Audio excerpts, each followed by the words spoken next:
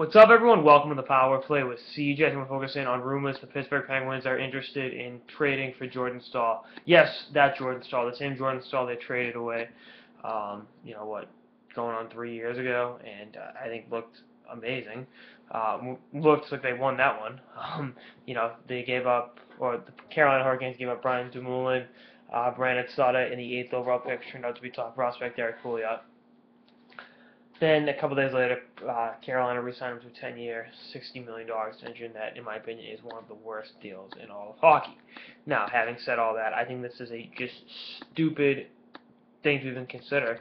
When you look at, were they looking at Ryan Kessler to be a third-line center? Sure.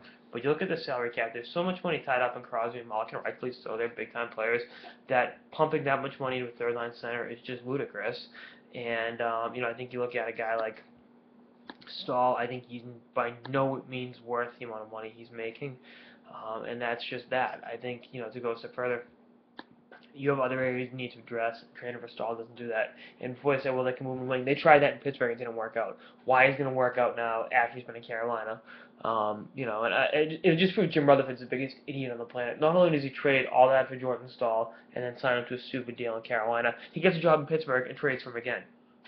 It's like, where's the logic there, Mr. Rutherford? But I don't know. This is just it's not going to happen.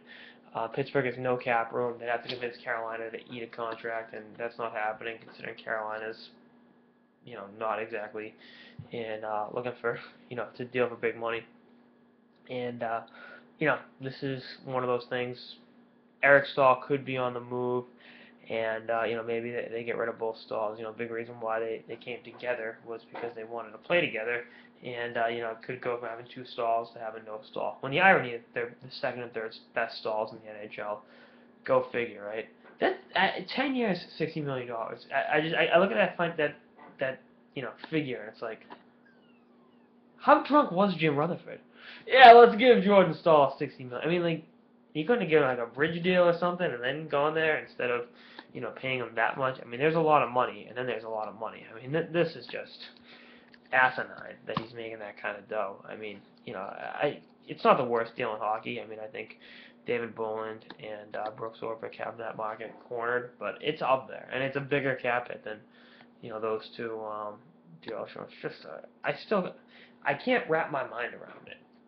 And maybe I wasn't supposed to. Maybe I'm too much of a simpleton to do that. But 14 points in 22 games. I know he was hurt earlier this season. Career high in goals was 29. Achieved that his rookie year. That's it's ridiculous.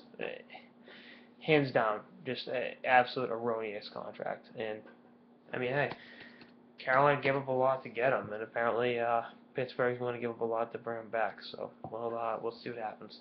Anyway, that's sort of the power play with CJ on the possibility of Pittsburgh reacquiring Jordan Staal. Stay tuned for episodes of the season and beyond. Later, guys.